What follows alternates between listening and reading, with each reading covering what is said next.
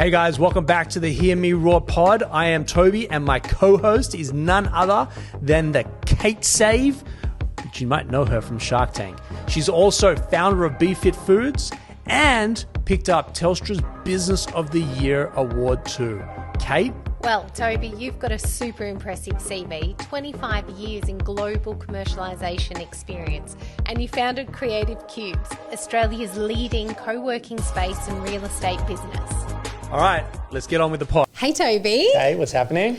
Well, I've been ice bathing just like you. Yeah? Yeah. You going to Calm Springs? No, I go to the recovery lab. Okay. Our next guest actually has the recovery lab that I go to in Mornington. Ah, Bruce. So Bruce McFarlane is going to join us on the show. I've known Bruce for a little while, since I've been back in Australia. He used to be the CEO of Blue Rock. Yes. And there's now spun out a new business that he's running. But Bruce and I are part of a friend of ours. His name's Trent Blackett. Trent runs a business called EMT, Right. or EMT Partners. And we'll talk more about EMT when Bruce is on the show. But Trent and I used to live, or Trent is one of the founding partners of EMT. Trent and I used to live in Los Angeles. Yeah. And we were part of Ausemerge, or Aussies in LA network. And so we've been hanging out for a long time. Then when COVID hit, we'd both came back to Australia. I think Trent was there for maybe 12 or 15 years. I was there for 10. We both came back and we ended up being 2 blocks from each other. So when Dan Andrews locked us in and said we couldn't go more than 5 kilometers, Trent was in my zone. Oh, so So good. Trent and I used to walk every day, and he started this business called EMT.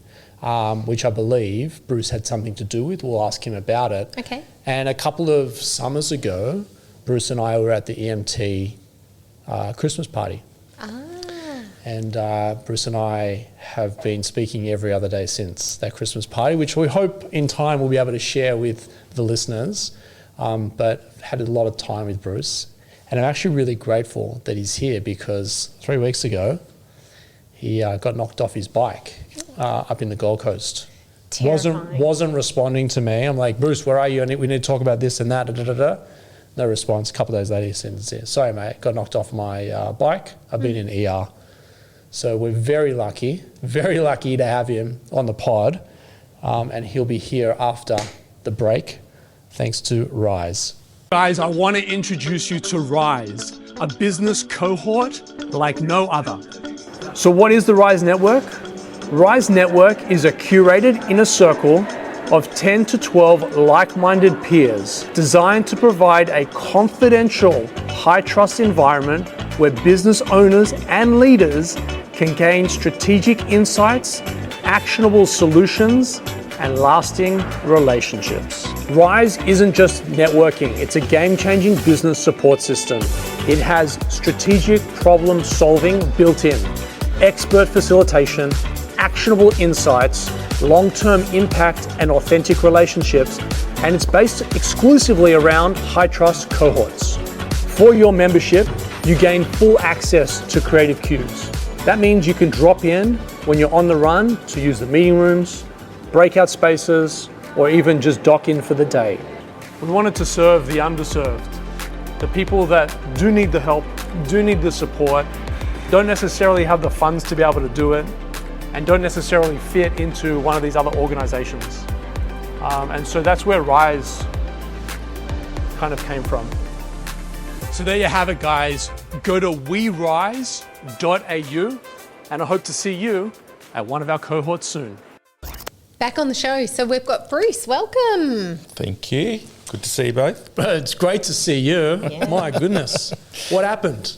I do a bit of cycling and very passionate about health and fitness, and cycling's been my thing for a few years.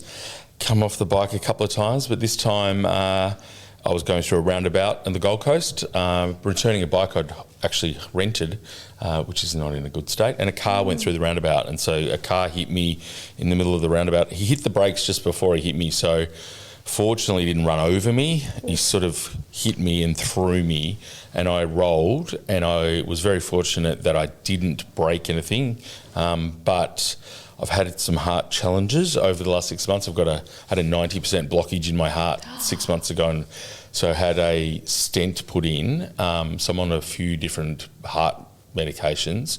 So about 2 hours later, my wife took me to hospital because I wasn't looking great, and I passed out. And so next thing, my wife's in the emergency department in a hospital, and the doctors, this is her story, not mine, I'm out. The doctors are putting things on my chest and giving me injections, and she says to the nurse, is he going to be okay? She's a little bit hysterical by this point, and they said, we're doing the best we can. Whoa. That's not the answer you want to hear when you're in an emergency department in a hospital. So I went out to it.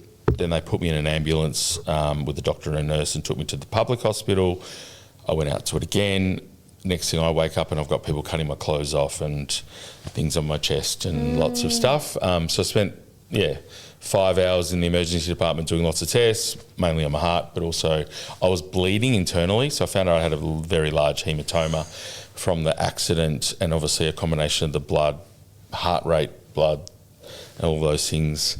So then I spent 3 days in the trauma ward having tests on my butt because I was bleeding internally, and also my heart got out. And then I called you back after all that. Lucky. Exciting few days. Wow. Meanwhile, I'm getting harassed on a little transaction that we're doing. What's going on, guys? Where is he? Why isn't he responding? So I'm in the trauma ward, and but has it made you feel more mortal though? Like, did you have a feeling of mortality, or did that change anything for you?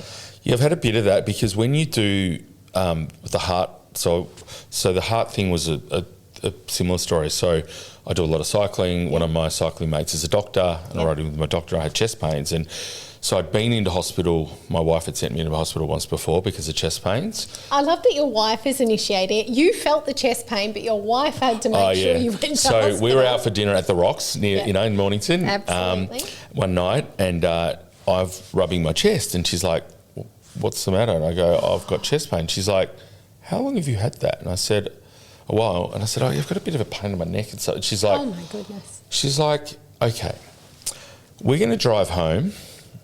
You're going to drop me off. You're going to drive straight to the emergency department by yourself because you're a dickhead and you're a 50-year-old man with chest pains. You haven't told anyone about it."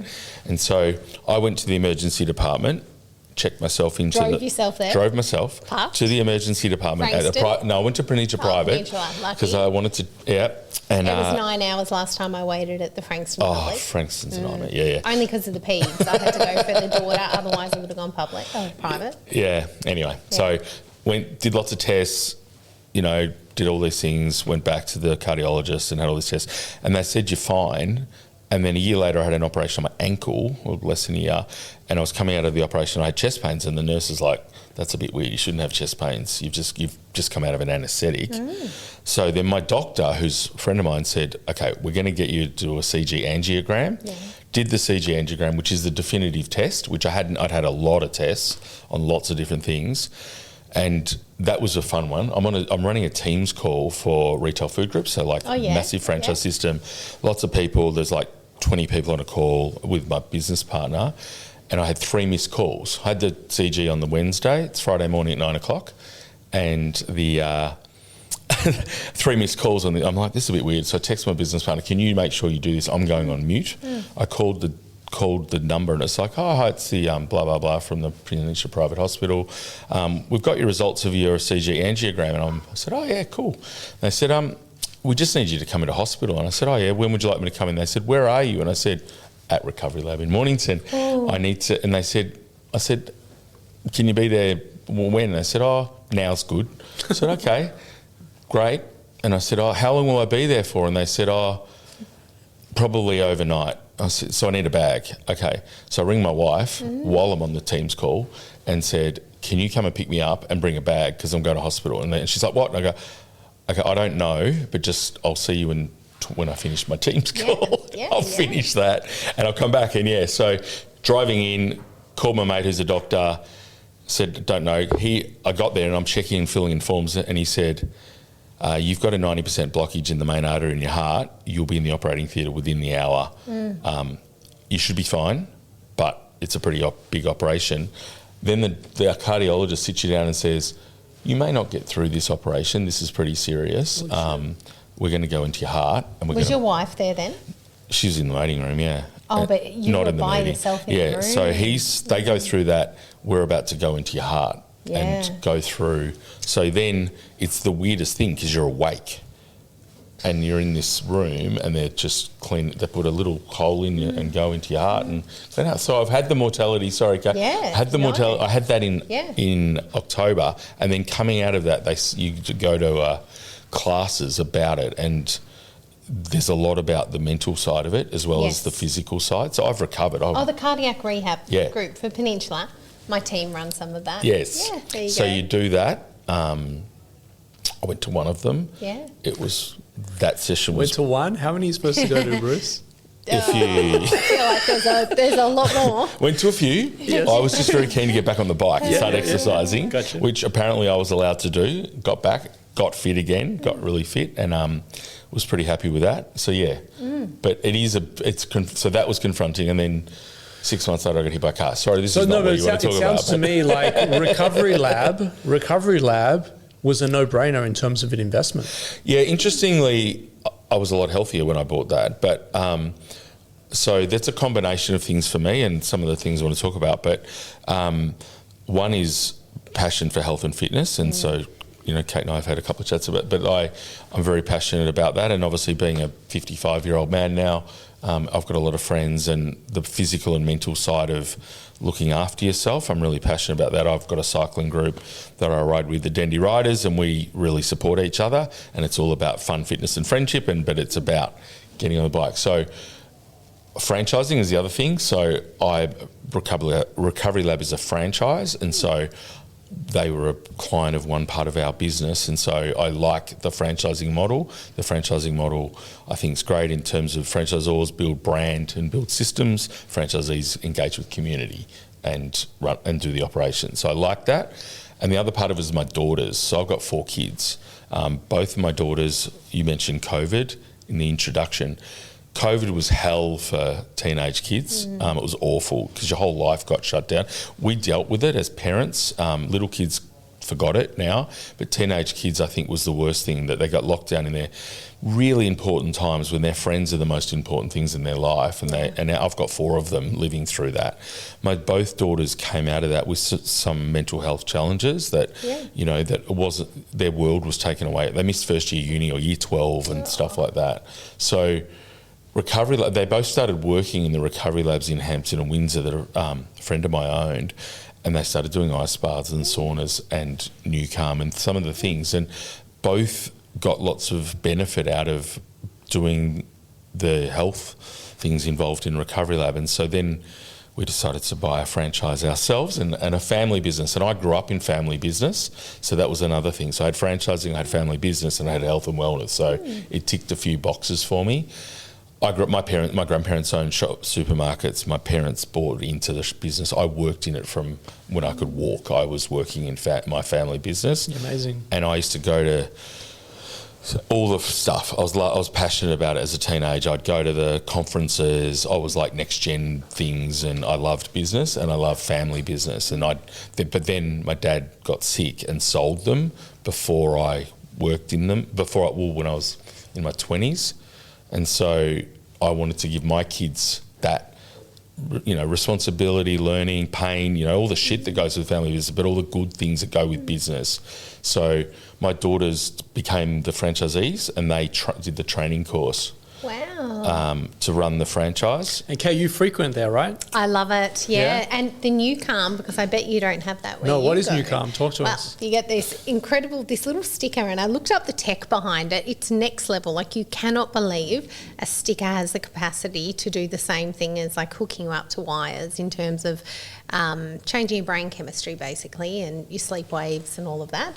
It's got the audio. You've got a heated blanket underneath you, a weighted blanket on top of you, an air-conditioned pitch black dark room, and you go into the most relaxed, recharging state. And it's something I would treat myself to once or twice a week. Wow. So I'll either do a 50-minute session maybe towards the end of the week. Do you go to sleep? No, you don't go to sleep. You go into a trance. Like, it's super interesting. You don't sleep. I'm coming over, Bruce. It's really interesting. So it was patented technology out of the US. Yeah, wow. That was designed to help with post-traumatic stress disorder, so in the military. And so... do you feel like that some days? I've got a lot of PTSD from COVID. Yeah. Yeah, so what it was designed around that, and then elite sports people started using it to help with performance, to relax the brain. So interesting, I didn't use it a lot because I go to recovery lab and I'm very passionate about ice baths and I like the saunas. I do that all first. I don't know how many times I've called you, like, just in the sauna. What's going on? Yeah, my girlfriend's too. I'm in the ice bath or in the hot bath. Yeah. The hot bath's good, is it? I can't do either, as in on the phone. I'm in the sauna. I took my phone in once and it gets hot. Yeah. Of course, a few issues with my phone in the sauna, doing work when I'm sitting in there when I shouldn't be. But the hot and the cold bath, I do what you do, put the headphones in and sit in and jump from hot to cold. How cold do you guys go in the water? 8 or 9? It's 7? It's set at 6 to 6 8 degrees. Yeah. So it's set at 6, but it fluctuates between 8 to 9 with people getting in and out of it. Yeah. Okay. And the hot bath's at 40 and that. So I do 3 minutes in each jump through. It's great. Yeah. Okay, so when we started this podcast, I became very inadequate around health and well, even though I run and I'm energetic, but the education that my co-host has here on the food and nutrition. And then I thought I had my big boy pants on because I go into a 65-degree sauna and a 9-degree bath. But you guys are playing around the 6 degrees. Like, I don't think I can't keep up. To be honest, there's no difference really. Yeah. I think it's, as long as it's cold. Like, I think anything, and I think there's a little bit of research about women and men. I think that 10 to 12 is doing. So I heard your body has to drop by 2 degrees internally in order to bring about the change. Yeah. And so if you're sitting in a 12-degree bath, and it takes you 8 minutes to drop the 2 degrees, then it's 8 minutes. But if you're in a colder bath and that drops quicker, so long as you're dropping your body temp by 2 degrees, that's where the power comes in. That's like, do your own research. This isn't advice, but that's what I understand it to be. Yeah, and I'm the same. Like, I'm a lawyer, I got no background in science or health like you do. But for me, I did a bit of reading about it and a little bit of study about it, but it's really how it makes you feel personally. Yeah. And personally, it makes me feel better every day. Absolutely. I do it before I exercise. I'll do an ice bath before I ride. Yeah. I use it as a recovery. I find it really good for that too, because you warm up naturally after it. So it's priming you and it's increasing all of your endorphins and your cortisol. So you've got more energy for the exercise. Super interesting. I walked the dogs and got not sweaty, but just like warm, and then jumped in the sauna. And I couldn't cope for 45 minutes because I was already quite hot. But that's good too. It's good. Athletes do that. We had a few cyclists over summer training to be like professional athletes, and they would ride for 3 hours and come and jump straight in the sauna. It was a noticeable difference when I did, a 45-minute walk with the dogs. At the 30-minute mark, I was like, oh my God, I don't know how I'm going to go for another 15 minutes. But ordinarily, I go in there relatively average Joe, like haven't done anything pre, and I can stick the 45 minutes for 65 degrees. Yeah. And then have a quick shower just to get rid of all the sweat, and then jump in the ice for 4 minutes. 4.5 yesterday, actually. I know it's not 10, but it's at 9 degrees. And I find myself, I have a friend on Instagram called Yemi, who jumped in the ice bath, and she's a pommie, and she's like, I can't do this. And so I was like, it's all about the breathing. You jump in and you just focus on your breath, and before you know it, 4 minutes is up, or 4.5 minutes is up. So good. You coached her through. I've done that to my girlfriend as well at the recovery lab. They've got a contrast room there where you get your own private room. You've got your own infrared sauna, your own ice bath. That's me. Yep. And so we'll warm up together and I'll sort of help her get into her head. Then she can do the ice bath, and she's getting longer and longer each time. We have teams in, and so I stand there and get the whole, like last time we had under 16 footy team. And so they'll come in and there'll be 25 guys and I'll talk them through the ice baths. It's incredible. And get them all to do at least 3 minutes. Like 3 minutes is good. And if 3 to 8 is the kind of range that we look at. Yeah. Kate gets in there for like 20 minutes now. Yeah, I don't know why. I sickly enjoy it now. Yeah, I actually like the cold part of my shower. It's like people look forward to the hot, I look forward to the cold. So Carmen, I know this is potentially a conflict, but we're in different neighborhoods. But Carmen at Calm Springs, I see her every second day. And when I get out, I'm like, it's so long until I have to come back. And before you know it, I'm like, Carmen, we're back here again. Like, we're doing this again. But I really do enjoy it. And so, Bruce, let's just dial it back to focus on, so you bought a recovery lab for the girls, and they're running that as their own business. With you shifting in? Sometimes. Oh, really? One of them, they both started. One of them, they're both at uni. Yep. So Zali's now 24. She's just finished a film and TV degree, and she's got part of a law degree. She's very creative and she's very organised. And so she's the older sister. The younger sister's a bit quieter. She's studying psychology. They're a good team. But Zali got caught making movies for a film degree. You talked about EMT. So Zali's all into movies and film. And so she got caught up, which she thought she would. So she was at uni and making movies all weekends and basically didn't work in the lab. So the younger sister is now running the business. That wasn't what she wanted to do. 3 months later, older sister back, younger sister, I'm out the door, and she's never been back. Right. So we lost the younger sister. She finished her psychology degree, which is great. They're both backpacking around Vietnam at the moment. Wow. So together. So Dad's there. Filling in tonight. You're covering tonight for him. And my sons, I've got 2 boys, and my 19-year-old was doing year 12 last year, so he hadn't worked there. Him and I did a few shifts the last couple of weeks. That's great. We're getting there. Just so it's a business obviously, but did you throw yourself back to when your dad was teaching you at the supermarkets? Yeah, I think that's right. So I enjoyed as a kid being, like I used to get up at 15 and polish the floors of the supermarket before I'd catch the bus to school, come home. We lived out in the Yarra Valley, come back after school and stack shelves or work in the registers or do something. So that was from like very young. So I used to pack groceries for customers when I was 7 and 8. So what do you... I enjoyed it. Yeah. My kids aren't necessarily there to the same degree. They're not as passionate about as me, so I've got to tread carefully because you don't want to be your relationship, like particularly Zali, who is now back running it. She's been running it again.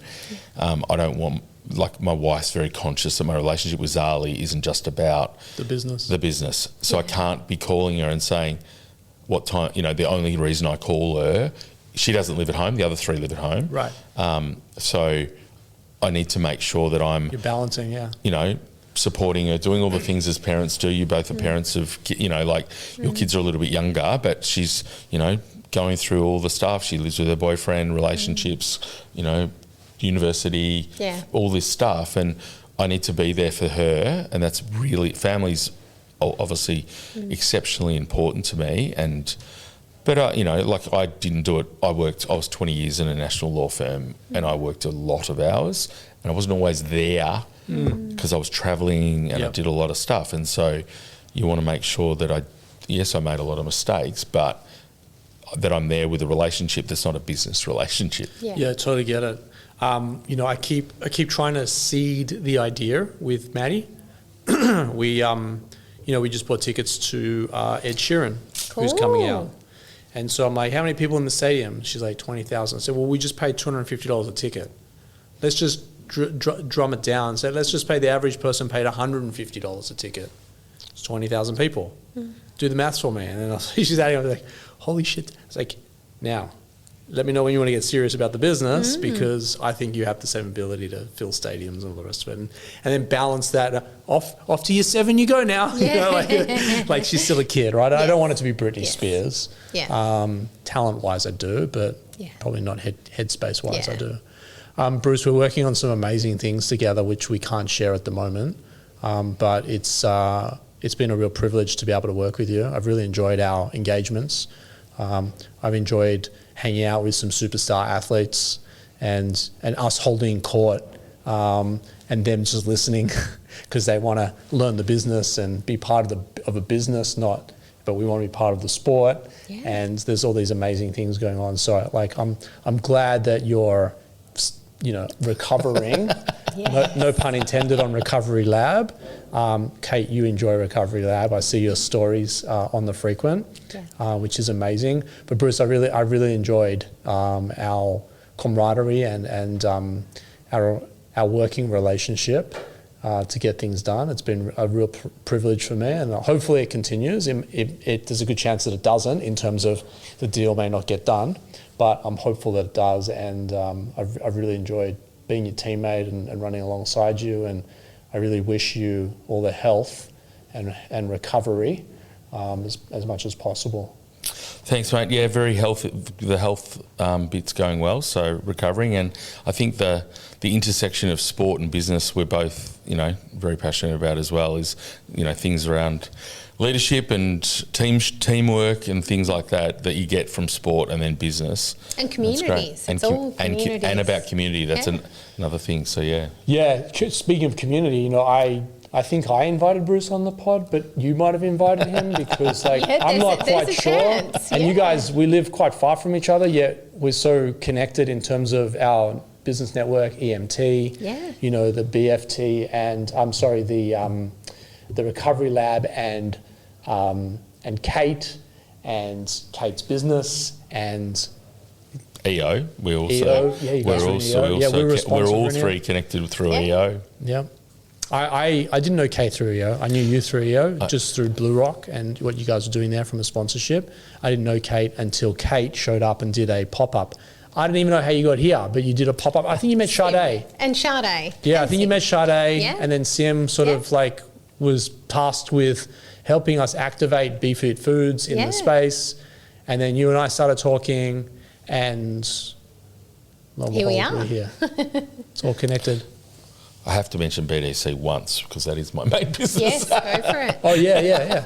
BDC. So you mentioned we spun out of Blue Rock. So yes, I was fortunate to be at Blue Rock for a little while, but BDC is a franchise and retail advisory business. So we own some franchise systems, we're a professional services business, and we've got a tech business all around franchise and retail. So fortunate to be able to have amazing entrepreneurial business partners and in that business. So, and you look after some of the biggest franchises in Australia. Yeah, we worked for lots of different ones. So I guess some of the learnings I learned through at my previous roles at Hall & Wilcox and at Blue Rock was all around leadership, and then wanted to do that myself. So started the business, and I'm the CEO of BDC Partners.